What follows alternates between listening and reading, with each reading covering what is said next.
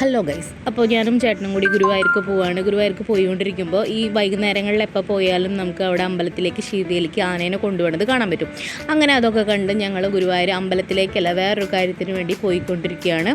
അപ്പോൾ ഞങ്ങൾക്ക് ഒരു ഗുരുവായൂർ എന്ന് പറഞ്ഞു കഴിഞ്ഞാൽ ഒരു 4 കിലോമീറ്ററൊക്കെ ഉള്ളൂ ഞങ്ങളുടെ വീട്ടിൽ നിന്ന് ഗുരുവായൂർക്ക് പോകാനായിട്ട്. അപ്പോൾ ഗുരുവായൂർക്ക് പോകുന്ന വഴി ഞങ്ങൾ മമ്മിയൂർ അമ്പലത്തിൻ്റെ ഫ്രണ്ടിലൂടെയാണ് ഞങ്ങൾ ഗുരുവായൂർക്ക് പോവുക. ഇത് മമ്മിയൂർ അമ്പലത്തിൻ്റെ ഹോളാണ്. അതിൻ്റെ തൊട്ടപ്പുറത്ത് തന്നെയാണ് മമ്മിയൂർ മഹാദേവ ക്ഷേത്രം. അപ്പോൾ ഇതാണ് മമ്മിയൂർ അമ്പലം. അപ്പോൾ നമ്മൾ ഇടയ്ക്കിടയ്ക്ക് വരാറുണ്ട്. നമ്മുടെ വീടിന് നമുക്ക് അടുത്താണ്, കുറച്ച് ദൂരമേ ഉള്ളൂ. അപ്പോൾ ഒരു 10 മിനിറ്റ്, ഒരു മാക്സിമം ഒരു 15 മിനിറ്റ് ഒക്കെ ഉള്ളൂ.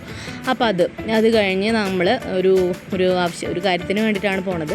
ഇത് മമ്മിയൂർ അയ്യപ്പ സേവ ഭക്തസംഘത്തിൻ്റെ ഒരു അയ്യപ്പൻ്റെ ഒരു ഏരിയയാണ്. അവിടെ എപ്പോഴും പ്രാർത്ഥനകളൊക്കെ ഉണ്ടാവും. ഇത് നമ്മുടെ ഗുരുവായൂർ അമ്പലത്തിൻ്റെ അല്ലെങ്കിൽ ഗുരുവായൂർ ദേവസ്വത്തിൻ്റെ ശ്രീകൃഷ്ണ ഹയർ സെക്കൻഡറി സ്കൂളാണ്. ഇവിടെയാണ് ചേട്ടനും ഒക്കെ പഠിച്ചത്. ഇനി അത് കഴിഞ്ഞ് നമ്മൾ കാണാൻ പോണത് ഇതാണ് ഗുരുവായൂർ അമ്പലത്തിൻ്റെ ഒരു പ്രധാനപ്പെട്ട ഒരു നട തന്നെയാണ്. ഇത് കൂടെ നമുക്ക് 4 നടകളുണ്ടല്ലോ, അതിലൊരെണ്ണമാണിത്. അതിലൂടെ നമുക്ക് അമ്പലത്തിലേക്ക് പ്രവേശിക്കാനൊക്കെ ആയിട്ട് ഏരിയയാണ്. അത് കഴിഞ്ഞ് ഇത് ഗുരുവായൂരിനെ 24 മണിക്കൂർ നമുക്ക് ഫുഡൊക്കെ കിട്ടുന്ന മിൽമയുടെ ഒരു ബൂത്താണ്. ചായയൊക്കെ എപ്പോഴും നമുക്കവിടെ ഫുൾ ടൈം നമുക്ക് ചായയൊക്കെ കുടിക്കാൻ പറ്റും. റിഫ്രഷൊക്കെ ആവാൻ പറ്റിയിട്ടുള്ള ഏരിയ. ചായ കുടിച്ച് ഫ്രഷ് ആവുമല്ലോ.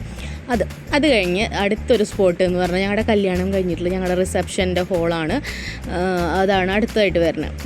ഇവിടെയാണ് ഞങ്ങളുടെ ഇതാണ് ഞങ്ങളുടെ റിസപ്ഷൻ്റെ ഹോള്, ആരാധന എന്ന് പറഞ്ഞിട്ട്.